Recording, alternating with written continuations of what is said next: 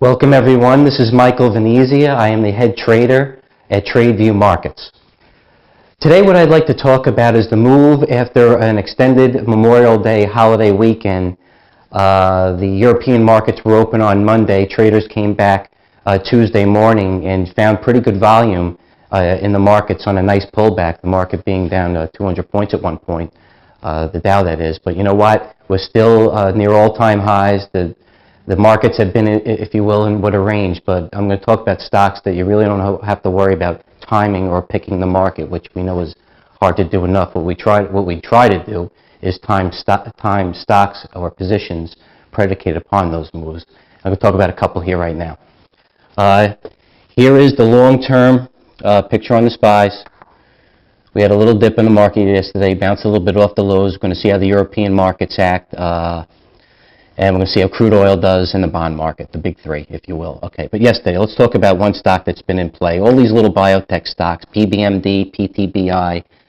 This is a stock that got an endorsement from a reputable CNBC commentator. So as you see, the stock it was once $3.50. I'm not saying it was 100 like another high flyer, but you know what? It was dormant, had news, started trading 10, 15 million shares a day, went from, as you see, 175 to 350.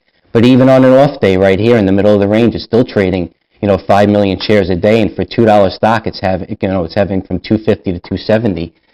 You know what? That's a stock you day trade. It's hard to go, to gauge it upon what moves with it, but you just have to be disciplined and have good prices and good entry points. Next one I'm going to talk about is C-Trip, the China price line, if you will. This is a stock that had news back here. Similar type of news about them buying somebody. That's the stock. C-Trip opened that day 75, had a big range 75 to 70 right here, 10 million shares. This day on Friday, C-Trip wound up taking a big stake in another China company. I think it's no surprise what the Shanghai Composite's been doing. It's probably literally the most active market out there in the world right now. But yesterday, same thing type of happened. C-Trip opened up at $88. This is yesterday, C-Trip yesterday, and just had a nice down drift all day long, huge volume. And once again, this is where history kind of repeated itself, because C-Trip did the same thing it did this other time when it had the material news. But even so, a stock like this, an $84 stock that's trading 12 million shares with the $7 range, is something you got to be aware of, and it definitely have to be in. Another one I'll talk about is people are talking about this one, First Solar. Arguably a momentum stock, as you can see going back here in a one-year chart. Momentum. It is a little bit leveraged to crude. Nobody really wants to, buy solar panels when crude's at $50 as opposed to 110. But here's a chart situation, a gap, if you will. I've done a couple of webcasts on these. Here's the gap right here. You can see it, First Solar.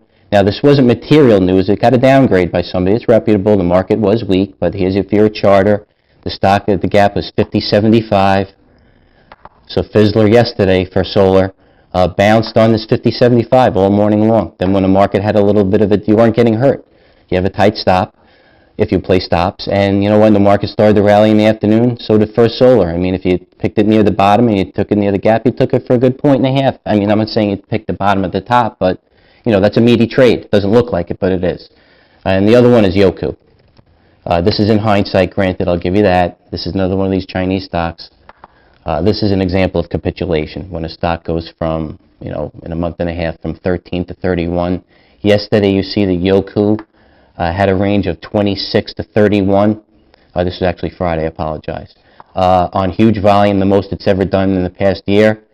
And that was it. That's upside capitulation. Everybody ran out. This is Yoku yesterday. And I'm saying to short it, but these are strong stocks you buy on dips. So Yoku did have a rally from 27.84 to 29.45 when the market had a little bit bounce in the afternoon. So these are stocks you have to play right here. Nobody says you have to be a hero and time the market, because you can. Everybody wants to catch the trade. It makes you feel good. It makes you feel like you're a better trader. But these certain situations that I told you about, you take a little, take some profits and P&L right there. And to the end of the day, you're probably going to feel just as good that you put up a decent number, regardless if it was a fantastic trade. So until then, everybody, please stay disciplined and do your homework and trade well. Thank you.